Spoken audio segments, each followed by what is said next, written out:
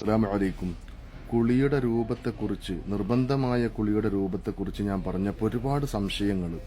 ഈ നിർബന്ധമായ കുളി നമ്മൾ കുളിച്ച് ശുദ്ധിയായാൽ മാത്രമാണ് നമ്മുടെ നിസ്കാരങ്ങൾ സ്വീകരിക്കുക, നമുക്ക് ഖുർആൻ ഓതാൻ പറ്റുക, ഖുർആൻ പിടിക്കാൻ പറ്റുക, മറ്റു ഹലാലായ എന്തെല്ലാം കാര്യങ്ങളുണ്ടോ അതിലൊക്കെ ബറക്കത്തുണ്ടാവാൻ, ജോലി ചെയ്യുന്നതിൽ, ഭക്ഷണം പാചകം ചെയ്യുന്നതിൽ, ഭക്ഷണം കഴിക്കുന്നതിലൊക്കെ ബറക്കത്തുണ്ടാവണമെങ്കിൽ നമ്മൾ ഈ നിർബന്ധമായ കുളിയിൽ നിന്ന് ശുദ്ധിയായിരിക്കണം. അപ്പോൾ എങ്ങനെയാണ് കുളിയുടെ രൂപമെന്ന് ഞാൻ പറഞ്ഞു, ഒന്നുകൂടി ഓർമ്മപ്പെടുത്തുകയാണ്. കുളിയുടെ ഫർളുകൾ രണ്ടാണ്. ഈ രണ്ട് കാര്യങ്ങൾ മാത്രം നിങ്ങൾ ശ്രദ്ധിച്ചാൽ മതി. ഒന്നാമത്തത്, കുളിക്കാനൊരുങ്ങുമ്പോൾ ബാത്റൂമിലേക്ക് കടന്ന് ശരീരത്തിലേക്ക് വെള്ളം എത്തുന്നതിന് മുമ്പ് നിയ്യത്ത് ചെയ്യുക. നിയ്യത്ത് എന്താണ്? ഫർള് കുളിയെ ഞാൻ കുളിക്കുന്നു, അതല്ലെങ്കിൽ ജനാബത്തിനെ ഞാൻ ഉയർത്തുന്നു, അതല്ലെങ്കിൽ വലിയ അശുദ്ധിയെ തൊട്ട് ഞാൻ ശുദ്ധിയാകുന്നു, നിസ്കാരത്തെ ഹലാലാക്കാൻ വേണ്ടി കുളി എന്ന ഫർളിനെ ഞാൻ വീട്ടുന്നു. ഇങ്ങനൊക്കെ നിയ്യത്ത് ചെയ്യുക. ആ നിയ്യത്ത് മനസ്സിലാണ് ഉണ്ടാവേണ്ടത്. സ്ത്രീകൾ ആർത്തവ കുളി, അതുപോലെ നിഫാസ് കുളി, 40ന്റെ കുളിയൊക്കെ ഉണ്ട്, അതൊക്കെ കുളിക്കുമ്പോൾ ആ നിയ്യത്ത് ചെയ്താൽ മതി. ഹൈദ് കുളിയെ ഞാൻ കുളിക്കുന്നു, ആ നിയ്യത്ത്, അല്ലെങ്കിൽ നിഫാസ് കുളിയെ കുളിക്കുന്നു എന്ന നിയ്യത്ത് മനസ്സിലുണ്ടായിരിക്കുക. അതാണ് ഒന്നാമത്തെ നിർബന്ധമായ ഘടകം. ഇനി രണ്ടാമത്തെ നിർബന്ധമായ ഘടകം എന്താണ്?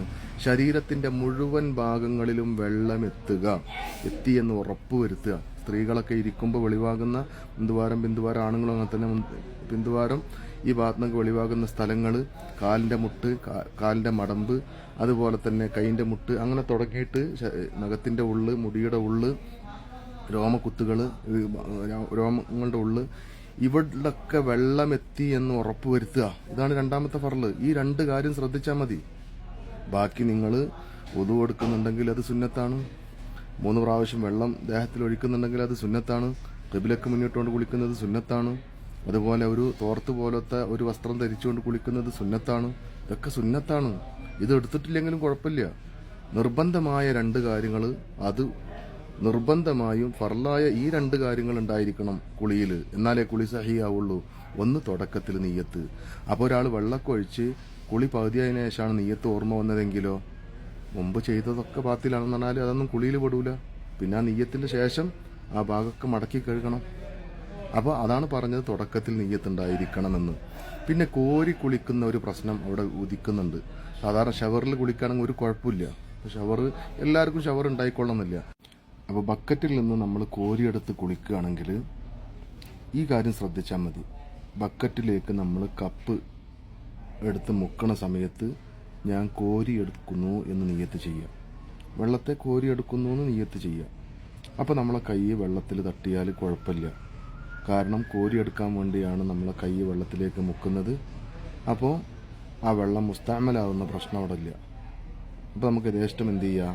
ആ കപ്പ് പിടിച്ച കൈ വെള്ളത്തിലേക്ക് മുക്കിയിട്ട് നമുക്ക് ശരീരത്തിലേക്ക് യഥേഷ്ടം കോരി ഒഴിക്കാം.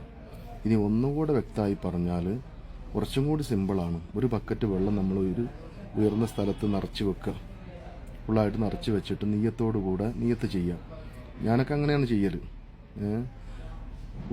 കുളി എന്ന ഫർദിനെ ഞാൻ വീട്ടുന്നു എന്ന നിയ്യത്ത് നമ്മുടെ മനസ്സിലുണ്ടായിട്ട് ആ ബക്കറ്റ് വെള്ളം തലയെ കൂടെ അങ്ങനെ ഒഴിക്കുക.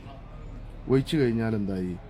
നമ്മുടെ കൈകൊണ്ട് ശരീരത്തിൻ്റെ എല്ലാ ഭാഗങ്ങളിലേക്കും ആ വെള്ളത്തെ തടവി എത്തിക്കുക.